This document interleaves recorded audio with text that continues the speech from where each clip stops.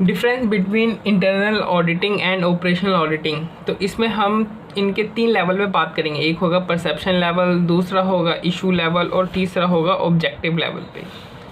तो जो perception level होगा उसमें क्या होगा, देखो जो ट्रेडिशनल इंटरनल अकाउंटिंग होता है ना, ये सॉर्ट ऑफ प्रोटेक्टिव फंक्शन होता है, ये प्रोटेक्ट करता है। और जो इंटरनल ऑडिटिंग होता है ये फिनेंशियल और अकाउंटिंग एरियाज में इंटरनल कंट्रोल को देखता है कि ये ठीक इंश्योर करता है कि ठीक से लगे हुए हैं कि नहीं लगे हुए हैं, ताकि जो पॉसिबिलिटी ऑफ लॉस, वेस्टेज या फ्रॉड है उसको कम किया जा सके। ठीक है, और ये अकाउंटिंग बुक्स एंड रिकॉर्ड्स को चेक करते हैं। Internal check are properly working and accounting data are reliable. ये भी चेक करते हैं कि जो इंटरनल कंट्रोल है या और जो इंटरनल चेक है क्या वो प्रॉपर्ली वर्क कर रहे हैं, क्या हमारा जो अकाउंटिंग डाटा है वो रिलायबल है या नहीं है। तो इन सभी पॉइंट्स के लिए मैंने कहानी बना रखी है कि गधी अपने बच्चे को लेकर काफ़ी प्रोटेक्टिव रहती है। उसने अपने बच्चे के एरिया में इंटरनल कंट्रोल लगाए हुए हैं ताकि पॉसिबिलिटी ऑफ लॉस ना हो। वो डेली आने जाने वालों का अकाउंटिंग रिकॉर्ड चेक करती है, बीच बीच में ये भी चेक कर लेती है कि इंटरनल कंट्रोल प्रॉपर्ली वर्क कर भी रहे हैं या नहीं। तो प्रोटेक्टिव मतलब ये एक प्रोटेक्टिव फंक्शन है। इंटरनल कंट्रोल मतलब कि ये इंटरनल कंट्रोल देखता है फाइनेंशियल और अकाउंटिंग एरियाज में। फिर पॉसिबिलिटी ऑफ लॉस से, ताकि ये सुनिश्चित हो सके कि पॉसिबिलिटी ऑफ लॉस वैसे फ्रॉड ना हो। फिर अकाउंटिंग रिकॉर्ड चेक, ये अकाउंटिंग बुक्स और रिकॉर्ड्स को चेक करती है। फिर आईसी प्रॉपर्ली वर्क, कि ये चेक करती है कि जो इंटरनल चेक है और जो इंटरनल कंट्रोल है प्रॉपर्ली वर्क कर रहे हैं कि नहीं कर रहे हैं, इंटरनल अकाउंटिंग डाटा रिलायबल है कि नहीं है। ठीक है, तो ये ट्रेडिशनल इंटरनल ऑडिटिंग से रिलेटेड जो हमारे पास जो पॉइंट्स है उसकी कहानी थी। अब हम एक एग्जांपल ले लेते हैं। जैसे जब ऑडिटर चेक करता है, वाउचिंग करता है कि क्या जो वाउचर है, जो वाउचर में जो इन्फॉर्मेशन लिखा हुआ है क्या वही मतलब कैश एक्चुअल में हमारे पास है कि नहीं है, वाउचर में या बुक्स एंट्रीज में जितना कैश है क्या उतना हमारे पास एक्चुअल में है। तो इसे हम कहते हैं ट्रेडिशनल प्रोटेक्टिव फंक्शन। लेकिन अगर ये जो ऑडिटर है वो उसे ये चेक करना हो कि क्या कस्टमर के कंप्लेन ड्यूली अटेंड किए जा रहे हैं कि नहीं किए जा रहे हैं, क्या जो हमारे पास कैश पड़ा हुआ है, जो मैंने भी वॉचिंग करके देखा है कि हाँ जितना कैश उस वाउचर में लिखा उतना है, बट मुझे अब ये जानना है कि क्या ये कैश एक्सेसिव तो नहीं है या शॉर्ट तो नहीं है बिजनेस की नीड के अकॉर्डिंग। तो इसके लिए मुझे ऑपरेशनल फील्ड में जाना पड़ेगा। ठीक है, तो यानी he reviews the operational control on cash to determine whether maximum protection has been given to cash. अब हम दूसरे लेवल पे आते हैं, इशू वाले लेवल पे। तो इशू में क्या है, देखो इंटरनल ऑडिटिंग और जो ऑपरेशनल ऑडिटिंग है इनमें जो बेसिक डिफरेंस है ना, ये कॉन्सेप्चुअलाइजेशन ऑफ टेक्निक का है। बेसिक डिफरेंस क्या है, basic difference conceptualisation of technique का है।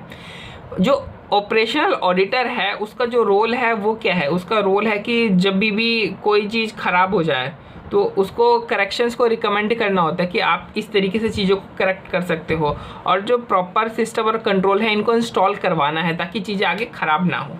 ठीक है, और इस बेसिक डिफरेंस के अलावा एक दूसरा डिफरेंस भी होता है एटीट्यूड और अप्रोच में। किस में होता है, एटीट्यूड और अप्रोच में। जो ऑपरेशनल जो ऑडिटर होता है उसका जो भी ऑडिटिंग होता है वो सारा किस से रिलेटेड होता है, वो मैनेजमेंट के ऑब्जेक्टिव, पॉलिसीज़ और मैनेजमेंट के गोल से रिलेटेड ही होता है। ये सारा वो चेक करता है कि क्या जो भी मैं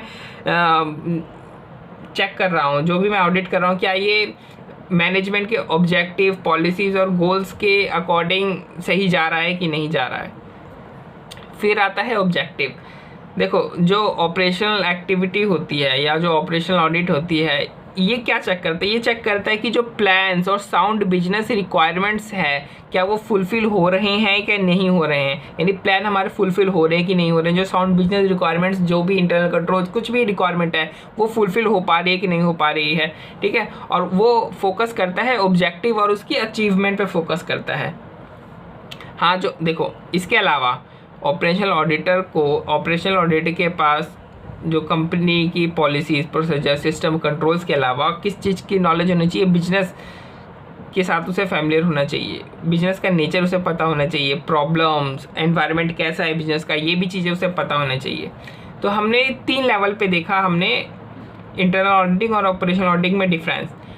सबसे पहला लेवल परसेप्शन लेवल। तो इसमें हमने सिर्फ मेनली क्या देखा, इसमें हमने देखा इंटरनल ऑडिटिंग के कुछ हमने पॉइंट देखे कि इंटरनल ऑडिटिंग क्या क्या होता है।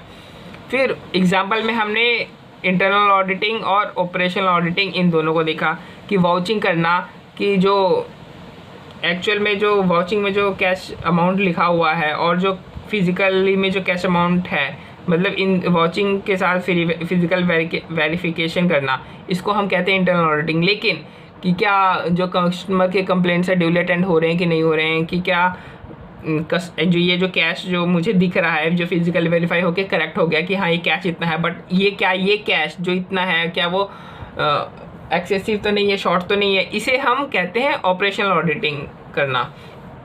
इश्यूज़ में हमने बेसिक डिफरेंस देखा। इसमें हम मेनली हमने ऑपरेशनल ऑडिटर की बात करी कि ऑपरेशनल जो ऑडिटर होता है वो करेक्शंस को रिकमेंड करता है, सिस्टम कंट्रोल को रिकमेंड करता है, और जो ऑपरेशनल ऑडिटर होता है उसका हर एक चीज़ जो भी वो ऑडिट करता है वो उसका माइंड में क्या आता है, उसका माइंड में रहता है कि क्या ये मेजरमेंट का ऑब्जेक्टिव पॉलिसी और गोल्स के साथ इन लाइन है कि नहीं है।